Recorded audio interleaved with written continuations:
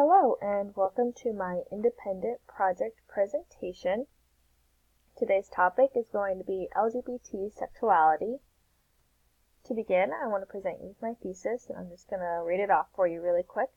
Looking through our history and focusing on how sexuality has been taught up to today, it is shown that LGBT relationships have consistently been oppressed and undermined within our educational system. So, just to begin, I want to give a little background information, if you will, about sexuality. And for this next slide, I want to be focusing on sexuality as a whole concept and not specifically geared towards LGBT folks. I want to give a nice overview. So, to begin, sexuality is a social construct. It's not fixed. It changes as we gain new knowledge and information on sexuality, and we begin to explore more of the concepts and ideas around sexuality. So, to further that, it's important to know that sexuality is in a complex relationship with gender, race, and class. This can also be tied to intersectionality, which is just basically the idea that identities shape one another. They're not in their own bubbles, and they can't be touched. It's not how that works. To further that, I want to look at how sexuality is played on an institutional level. So, a really good example of this is Brickwell's piece called Sexuality and Power. She says that power is intrinsic to sexuality. So, how does this impact safe sex and sexual violence and young people's educational experience? Now, what does power do to that? And we're going to be looking at how that plays on the educational system, as I mentioned in my thesis. So, when talking about all of this stuff, really think about it in an educational lens.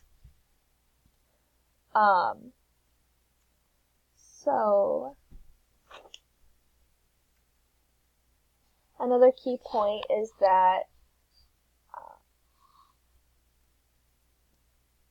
there is also a social influence on sexuality. Society influences how sexuality is played out.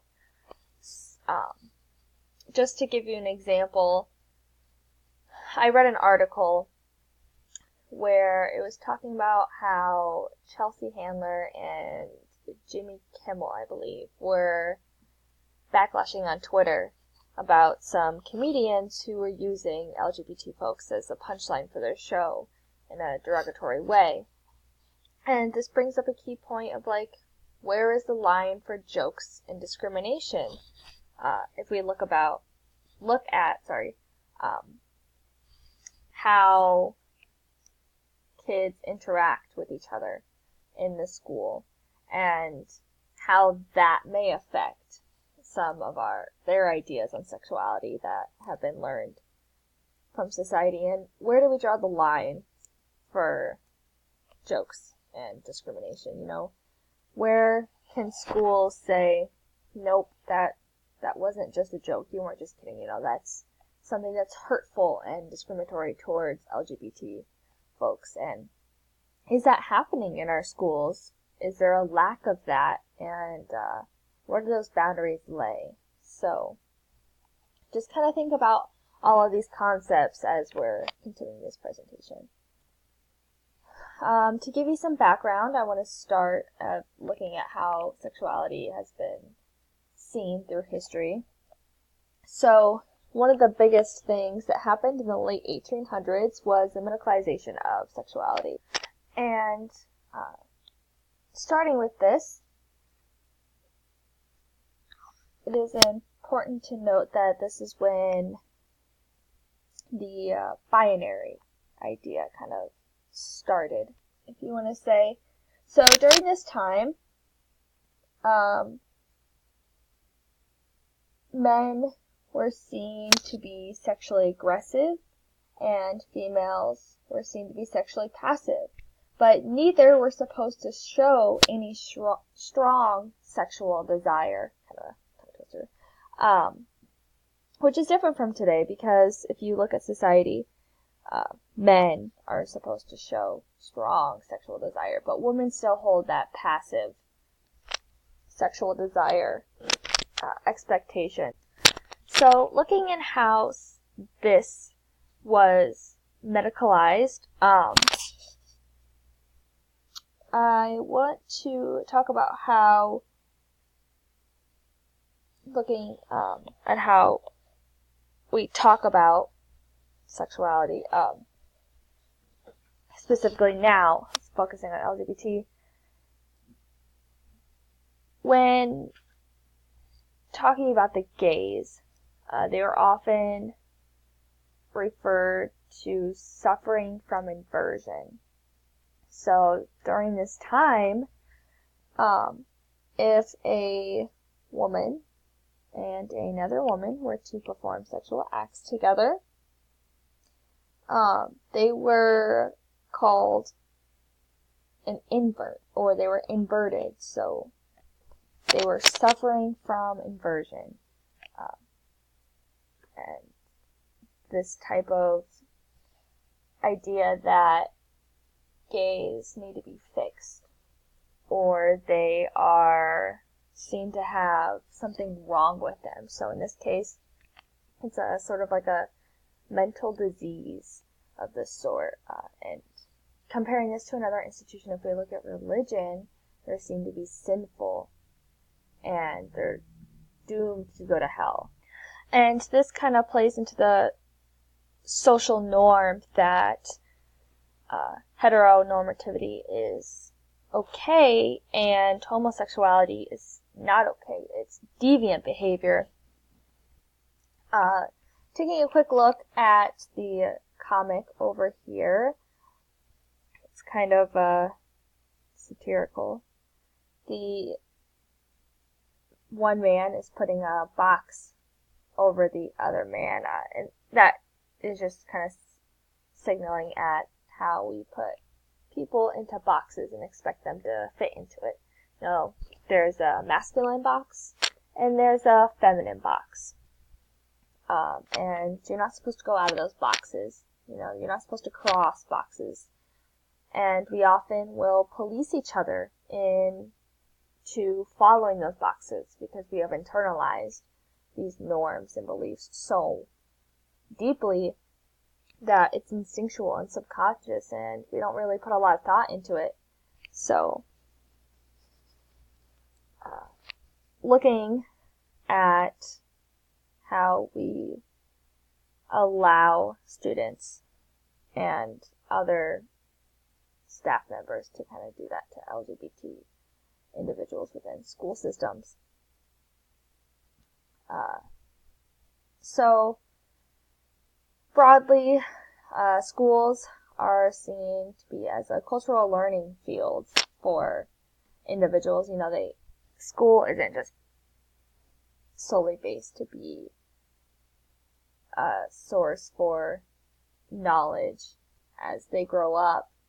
That's strictly educational. It's also social knowledge as well. And as mentioned before, I want to talk about what are the different boundaries that should be laid out when we are talking about sex ed in schools, and what are we enforcing, and then what is left out. If we're looking at a typical school, specifically I'll give you an examples of mine school. I live in a pretty small town, conservative. Population is mostly Caucasian. We don't have a lot of diversity. And I can't tell you one topic that involved LGBT sexuality. It's a strict policy that is teaching abstinence, just don't have sex. They don't focus a lot on how to have safe sex. Instead, and this can have some pretty serious effects. If we focus on sexual violence, for example, how can they look at the signs and figure out if they're in a healthy situation, if they aren't taught those situations? And if you think about it, LGBT sexuality is already seen as deviant behavior. So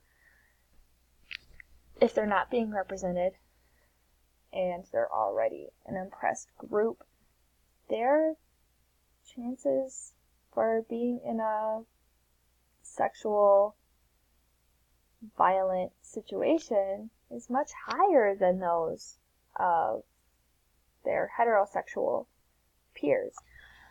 And looking at the CDC's National Intimate Partner in Sexual Violence survey, they found that 46% of bi women were raped compared to 17% of heterosexual women and 13% of lesbian women. 22% of bi women were raped by an intimate partner compared to 9% of heterosexual women were raped by an intimate partner. Looking at men, 40% of gay men and 47% of bisexual men experienced sexual violence other than rape. And this is compared to 21% of heterosexual men experiencing sexual violence other than rape. These statistics show that without the proper education and key knowledge on safe sex and safe sexual relationships, they're more likely to experience sexual violence, sadly enough. And, to further this, they're more likely to be harassed or abused within the school system, unfortunately. According to the Gay, Lesbian, Straight Educational Network National School Climate Survey, 75% of LGBT students hear derogatory terms and slurs within their school day. And taking that a step further, 1/3 of students reported having experienced verbal or physical harassment from their peers due to their identity. And this can lead to them not succeeding academically or professionally compared to their straight peers who are not experiencing this type of physical or verbal harassment, because this can really damage their self-esteem and take a toll on their well-being and their confidence to succeed within the educational system. So that is all that I have for this presentation. Thank you for watching, and I hope you have a great day.